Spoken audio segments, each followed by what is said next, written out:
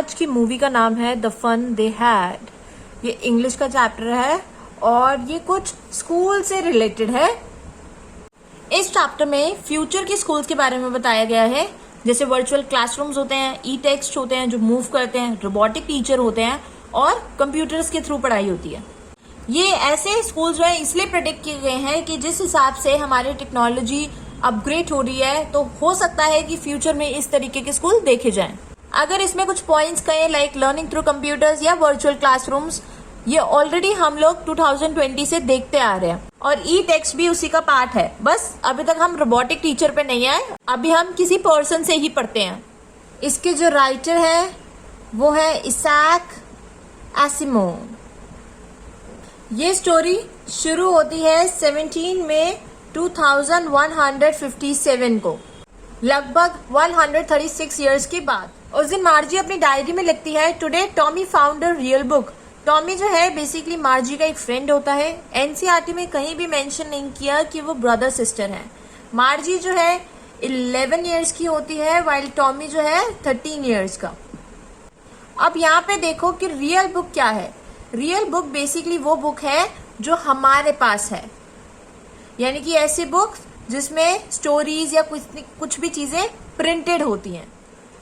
मार्जी ने सोचा कि उसके ग्रैंडफादर ने एक दिन बताया था कि जब वो छोटे थे तो जितनी भी स्टोरीज थी वो पेपर पर प्रिंट होती थी, यानी कि बुक में।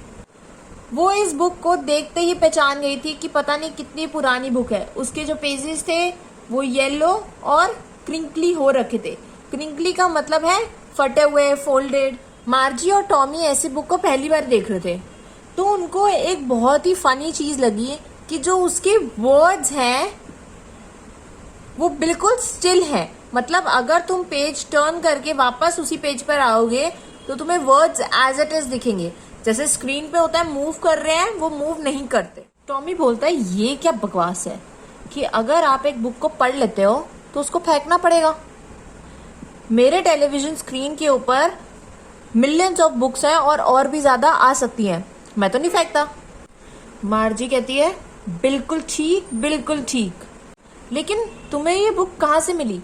वो कहता है मेरे घर के स्टोर रूम में, attic of the house. मार्जी in reply में बोलती है ओ अच्छा, लेकिन ये बुक है किसके बारे में? ये कहता है स्कूल।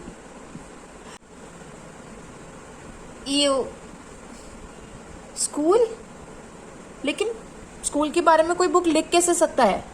I hate school. इसे स्कूल बिल्कुल भी पसंद नहीं था, बट उन दिनों वो कुछ ज्यादा ही हेट करने लगी थी बिकॉज कुछ दिनों से मार्जी का टीचर उसको टेस्ट पे टेस्ट दिए जा रहा था जिसमें उसके मार्क्स जो हैं बिल्कुल गिर रहे थे। फिर वो जो उसकी मम्मी होती है, यानी कि मार्जी की मम्मी मिसेस जोन्स, उन्होंने एक काउंटी इंस्पेक्टर को बुलाया जो बहुत ज्यादा गोल मटोल था और उसका जो फेस था वो रेड था और उसके पास डायल्स और वायर्स का एक डब्बा था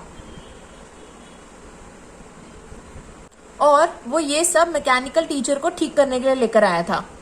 और मार्जी मन ही मन में सोचती है कि काश इस गेंडे को मैकेनिकल टीचर ठीक ही ना करना आता हो, लेकिन जो मार्जी चाहती है वैसा बिल्कुल नहीं होता।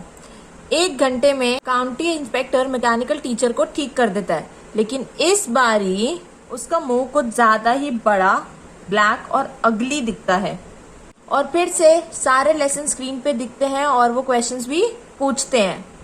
और ये कंप्यूटर इतने जल्दी मार्क्स कैलकुलेट करता था कि हद नहीं है। काउंटी इंस्पेक्टर जो है उसकी मम्मी को बोलता है कि इसमें लड़की की कोई गलती नहीं है, आप टेंशन ना ले।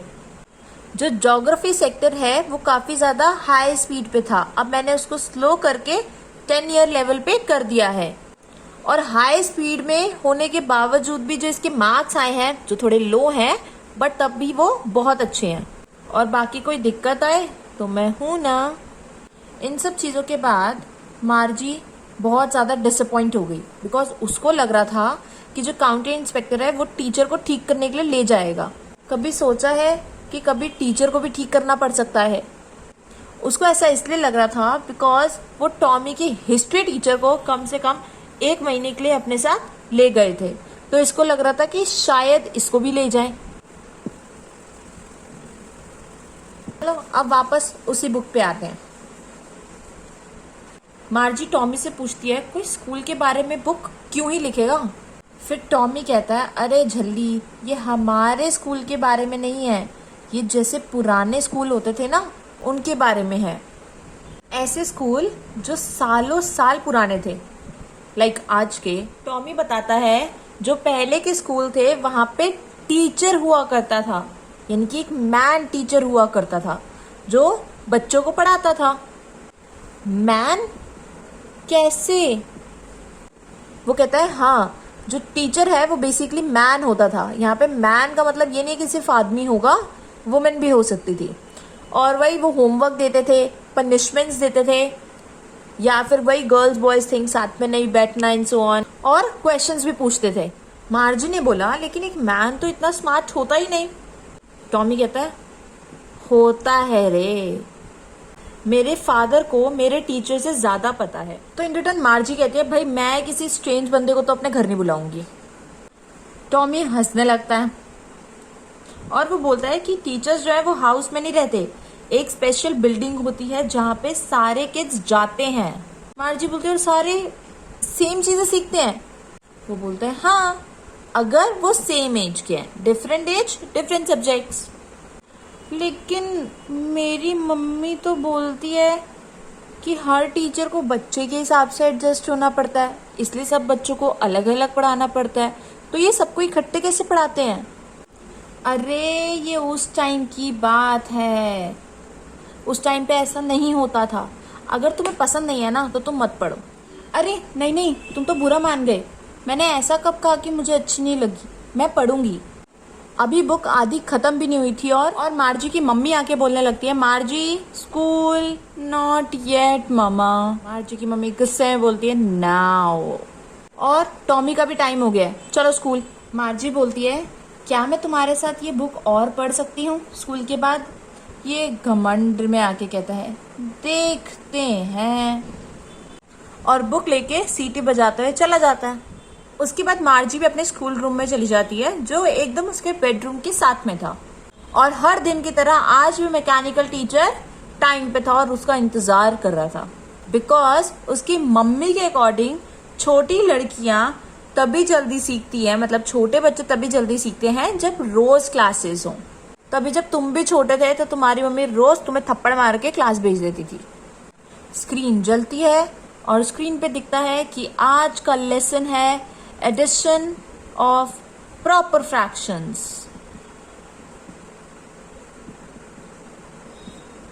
शुरू करने से पहले अपना होमवर्क सबमिट करें। और मार्जी लंबी सांसें लेते हुए, आहें भरते हुए होमवर्क सबमिट कर देती है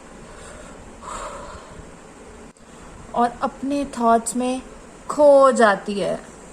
वो पुराने स्कूल्स के बारे में सोचती ही रहती है